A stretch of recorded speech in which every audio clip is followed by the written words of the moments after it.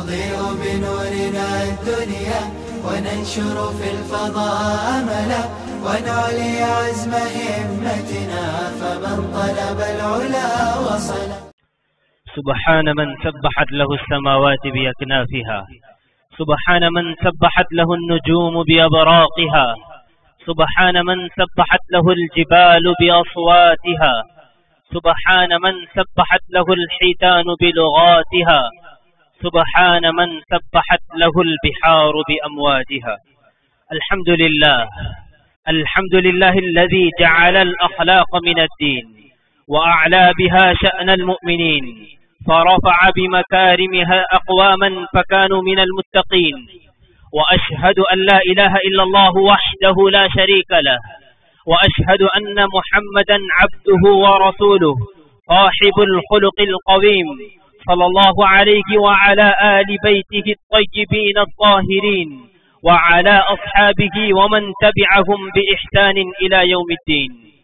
أيها الإخوة المسلمون، إن الأخلاق لهي حجر الزاوية في الإسلام، وهي أجمل ما يتحلى به الأتقياء من الأنام، فهي الأساس المتين في بناء المجتمعات البشرية وقطب الرحاء في نشأة الحضارات الإنسانية. ولا غرو، فقد أخبر رسول الله صلى الله عليه وسلم أن الغاية من بعثته هي إتمام الأخلاق. فعن أبي هريرة رضي الله عنه قال قال رسول الله صلى الله عليه وسلم: إنما بعثت لأتمم صالح الأخلاق، أخرجه أحمد.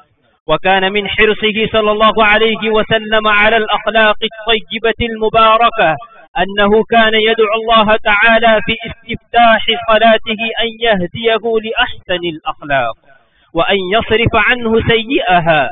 فعن علي بن أبي طالب رضي الله عنه عن رسول الله صلى الله عليه وسلم أنه كان إذا قام إلى الصلاة قال: وجهت وجهي للذي فطر السماوات والأرض حنيفا، إلى أن يقول: واهدني لأحسن الأخلاق، لا يهدي لأحسنها إلا أنت، واصرف عني سيئها، لا يصرف عني سيئها إلا أنت، أخرجه مسلم. ولما سئلت عائشة رضي الله عنها عن خلقه صلى الله عليه وسلم قالت: كان خلقه القرآن، أخرجه مسلم وأحمد واللفظ له. وشهد له القرآن الكريم بالخلق العظيم: وإنك لعلى خلق عظيم. وكفى بالقرآن معلما ومربيا، وكفى بالله شهيدا. معاشر المسلمين، لقد دعا الإسلام إلى كل خلق كريم وزانه، وحذر من كل خلق ذميم وشانه، وربى أتباعه على الأخلاق الحميدة والخصال المجيدة، حتى أضحوا خير أمة أخرجت للناس، أمة للدين والقيم، ورمزا لمحاسن الأخلاق والشيم. وقد جمع الله لنبيه صلى الله عليه وسلم ولأمته مكارم الأخلاق في هذه الآية: خذ العفو وأمر بالعرف وأعرض عن الجاهلين. عباد الله، إن هذا الدين العظيم الذي هدانا الله له وما كنا لنهتدي لولا أن هدانا الله جعل الأخلاق دينا، فمن زاد عليك في الخلق زاد عليك في الدين. وأمر المسلم أن يتعامل مع الناس بالخلق الحسن والأدب الجم، إذ ما من صاحب فكرة أو ملة أو دعوة يريد النجاح لدعوته والقبول لها في قلوب الناس إلا احتاج إلى الأخلاق الطيبة في دعوته والآداب الكريمة في سيرته. عن أبي ذر رضي الله عنه قال: قال لي رسول الله صلى الله عليه وسلم: اتق الله حيثما كنت، واتبع السيئة الحسنة تمحها، وخالق الناس بخلق حسن، أخرجه أحمد والترمذي. وكفى بالخلق الكريم فضلا ورفعة ومنزلة أنه يكمل إيمان صاحب بين العالمين. فعن أبي هريرة رضي الله عنه قال: قال رسول الله صلى الله عليه وسلم: أكمل المؤمنين إيمانا أحسنهم خلقا، أخرجه أبو داود وغيره. هذا وأستغفر الله لي ولكم ولسائر المسلمين من كل ذنب وخطيئة، فاستغفروه إنه هو الغفور الرحيم.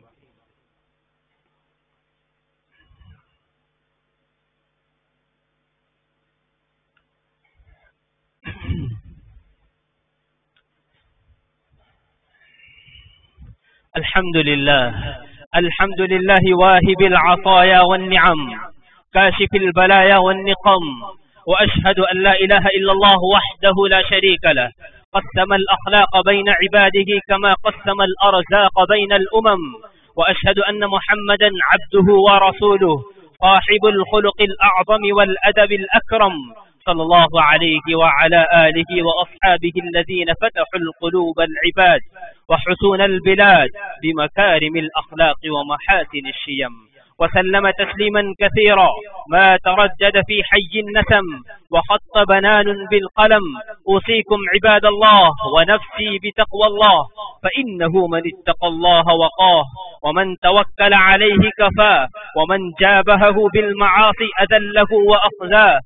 إخوة الإسلام، إن الأخلاق يا عباد الله أقوال صادقة وأفعال ناطقة، يترجمها المرء سلوكا تراه العيون وتلمسه القلوب في الدنيا البشر وحياة الناس، نابعا من عقيدة المؤمن بالله تبارك وتعالى.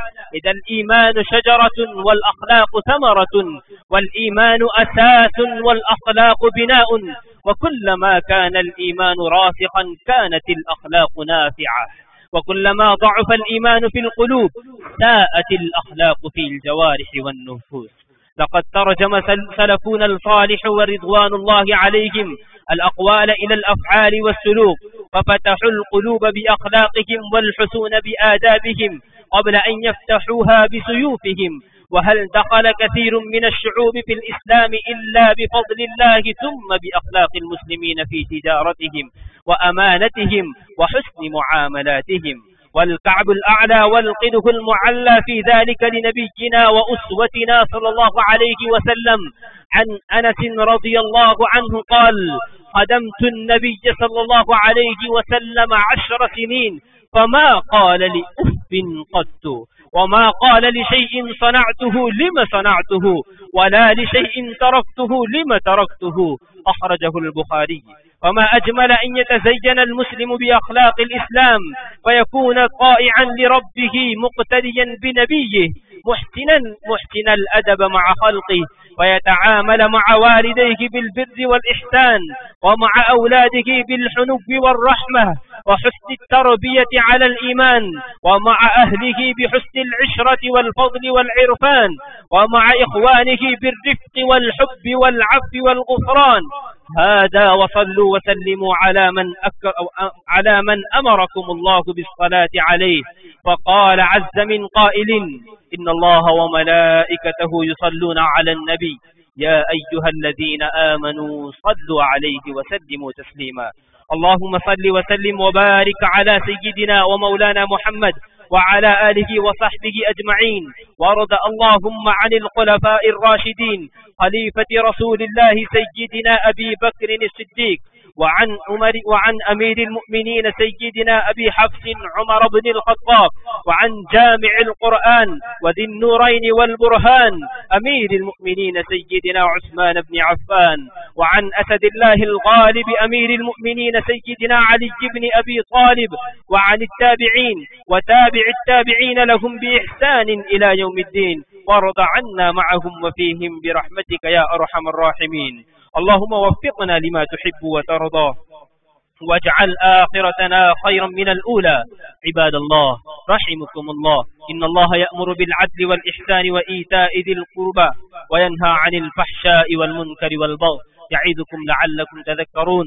اذكروا الله يذكركم وادعوه يستجب لكم، ولذكر الله تعالى أعلى وأولى وأعز وأجل وأهم وأتم وأكبر، والله يعلم ما تصنعون. أقيموا الصلاة.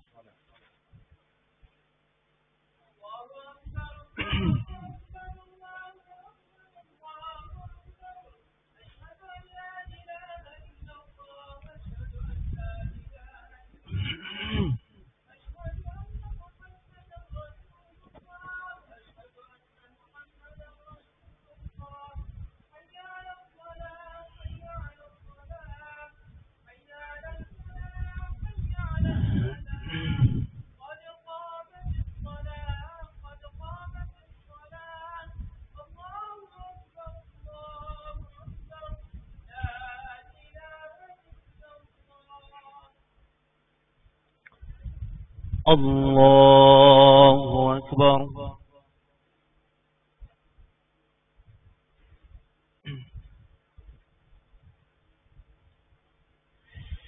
الحمد لله رب العالمين الرحمن الرحيم مالك يوم الدين إياك نعبد وإياك نستعين اهدنا الصراط المستقيم صراط الذين أنعمت عليهم غير المغضوب عليهم ولا الضالين.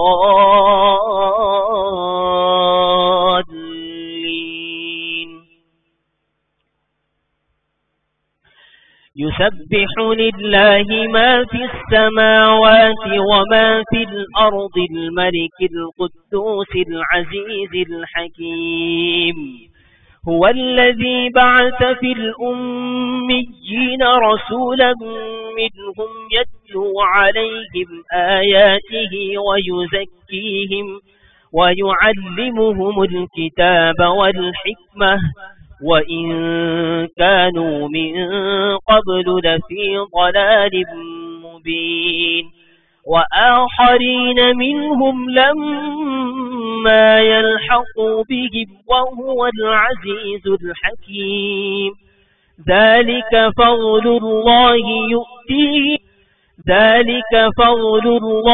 يؤتيه من يشاء والله ذو الفضل العظيم. مثل الذين حملوا التوراة ثم لم يحملوها كمثل الحمار يحمل أسفارا بئس مثل القوم الذين كذبوا بآيات الله والله لا يهدي القوم الظالمين. قل يا أيها الذين هادوا إن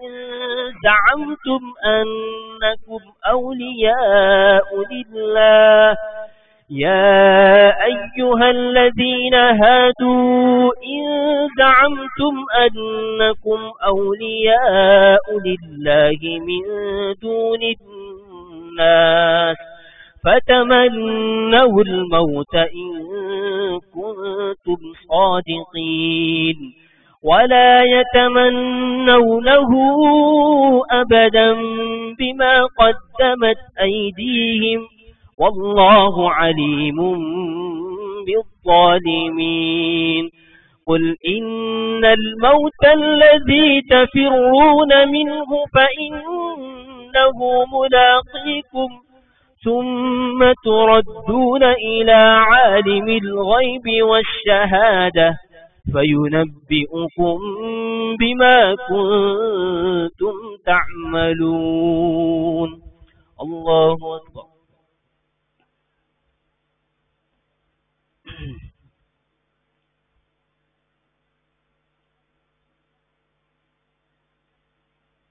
سمع الله لمن حمده.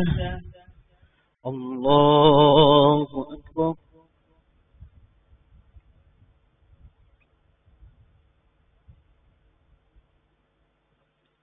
الله أكبر.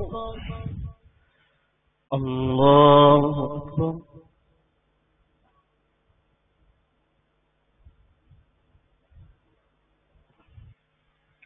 الله أكبر. الحمد لله رب العالمين الرحمن الرحيم مالك يوم الدين إياك نعبد وإياك نستعين اهدنا الصراط المستقيم صراط الذين أنعمت عليهم غير المغضوب عليهم ولا الضالين.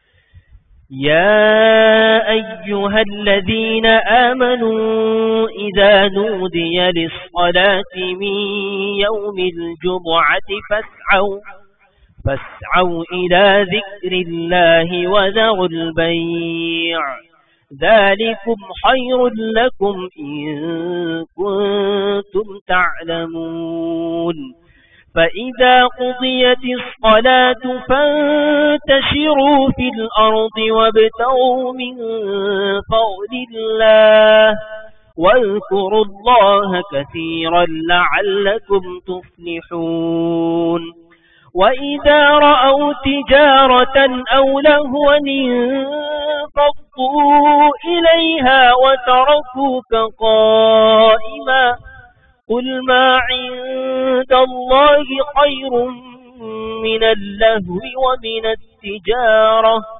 والله خير الرازقين. الله أكبر.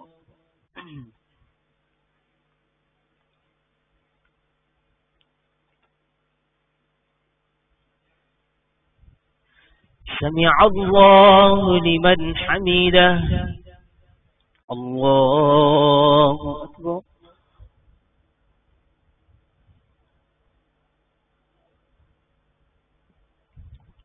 الله أكبر.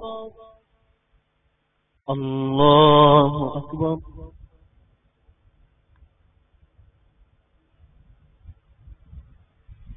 الله أكبر.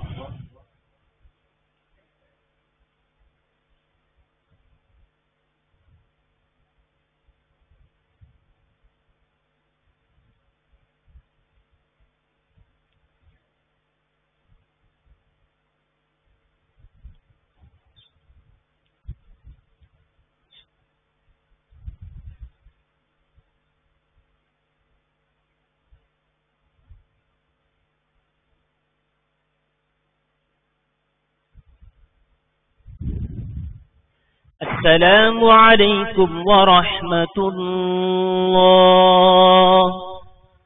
السلام عليكم ورحمة الله. استغفر الله.